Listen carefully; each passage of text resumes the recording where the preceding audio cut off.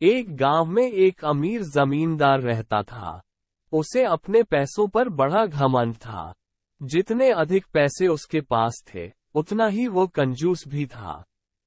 अपने खेतों में काम करने वाले किसानों से वो खूब काम करवाता, मगर पगार कौड़ी भर भी न देता। मजबूर गरीब किसान मन मारकर उसके खेत में काम करते। उसी गांव में रामू नामक एक किसान रहता था। उसके पास थोड़ी सी जमीन थी। उसी में खेती बाड़ी कर वह अपना और अपने परिवार का गुजारा चलाता था। रामू बड़ा मेहनती था। वह दिन भर अपने खेत में काम करता और अपनी मेहनत के दम पर इतनी फसल प्राप्त कर लेता कि अपने परिवार के लिए 2 वक्त की रोटी जुटा सके। गांव के बाकी किसानों के पास रामू के मुकाबले अधिक जमीनें थीं। वे रामू की मेहनत देखकर हैरान होते कि कैसे इतनी सी जमीन में वो इतनी फसल उगा लेता है। एक साल गांव में भयंकर सूखा पड़ा। बिना बारिश के खेत खलिहान सूखने लगे। गरीब किसानों के पास सिंचाई की कोई व्यवस्था न थी। वे सिंचाई के लिए बारिश पर ही निर्भर थे।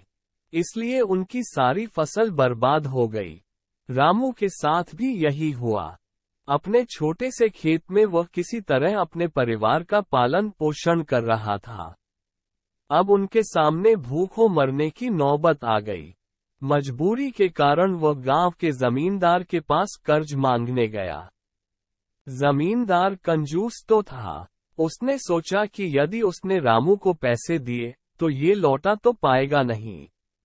इसलिए इसे अपने खेत में काम पर लगा लेता हूँ। मेहनती तो ये है ही, और मजबूर भी। कम पैसों में दुगुनी मेहनत करवाऊंगा। उसने रामू से कहा, देख रामू, मैं तुझे कर्ज तो दे नहीं सकता, लेकिन तेरी इतनी मदद कर सकता हूँ कि तुझे अपने खेत में काम पर रख लूं। तुझे महीने के 1000 रुपए दे दिया करूंगा। पर मालिक दूसरे किसान तो 2000 पाते हैं। रामू बोला, करना है तो कर, वरना मेरे पास किसानों की कमी नहीं। जमींदार बोला। मजबूर रामू क्या करता, हामी भरकर घर लौट आया। अगले दिन से जमींदार के खेत में काम करने लगा। मेहनती तो वह था ही। वो खूब मेहनत और लगन से काम करता। उसने 4 महीने का काम 2 महीने में ही कर दिया। ये देख जमींदार बहुत खुश हुआ, लेकिन इसके मन में मक्कारी जाग उठी। उसने सोचा कि 4 महीने का काम तो इसने 2 ही महीने में कर दिया। क्यों न इसे निकाल दूं? इससे मेरे 2 महीने के पैसे बच जाएंगे।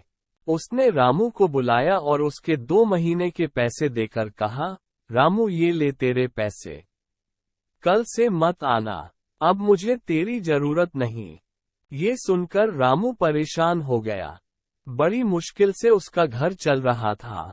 अब अपने परिवार का भरण पोषण कैसे करेगा? वो जमींदार के सामने गिड़गिड़ाने लगा कि उसे काम से न निकाले। लेकिन जमींदार ने उसकी एक न सुनी और उसे काम से निकाल दिया। रामू आंखों में आंसू लेकर घर लौटा। चिंता से रात भर उसे नींद नहीं आए। सुबह उठकर उसने फैसला किया कि वो फिर से जमींदार के पास जाएगा और उससे विनती करेगा कि उसे वापस काम पर रख ले। उसने रामू को बुलाया और उसके 2 महीने के पैसे देकर कहा, रामू ये ले तेरे पैसे। कल से मत आना, अब मुझे तेरी जरूरत नहीं। ये सुनकर रामू परेशान हो गया। बड़ी मुश्किल से उसका घर चल रहा था। अब अपने परिवार का भरण पोषण कैसे करेगा? वो जमींदार के सामने गिड़गिड़ाने लगा कि उसे काम से न निकाले। लेकिन जमींदार ने उसकी एक न सुनी और उसे काम से निकाल दिया। रामू आंखों में आंसू लेकर घर लौटा। चिंता से रात भर उसे नींद नहीं आए। सुबह उठकर उसने फैसला किया कि वह फिर से जमींदार के पास जाएगा और उससे विनती करेगा कि उसे वापस काम पर रख ले। अब से रोज यही क्रम चलने लगा। रामू रोज जमींदार के घर के सामने जाकर बैठ जाता और जमींदार उसे भगा देता। पूरे गांव में इस बात की चर्चा होने लगी। सब जमींदार को भला बुरा कहने लगे। तंग आकर जमींदार ने सोचा कि क्यों ना कुछ दिन परिवार सहित दूसरे गांव चला जाऊं। मुझे घर पर ना देखकर रामू यहाँ आना बंद कर देगा। अगले दिन वो परिवार सहित दूसरे गांव अपने रिश्तेदार के घर चला गया। 10-15 दिन रिश्तेदार के घर रहने के बाद जब वह अपने घर लौटा तो मोहन को अपने घर के सामने बैठा नहीं पाया। वह मन ही मन खुश हुआ कि चलो उससे पीछा छूटा, लेकिन वह चकित भी हुआ कि आखिर रामू ने आना बंद क्यों कर दिया। उसने गांव वालों को बुलाकर पूछा तो पता चला कि रामू घायल है और अपने घर पर पड़ा हुआ है। जमींदार ने पूछा, क्या हुआ उसे?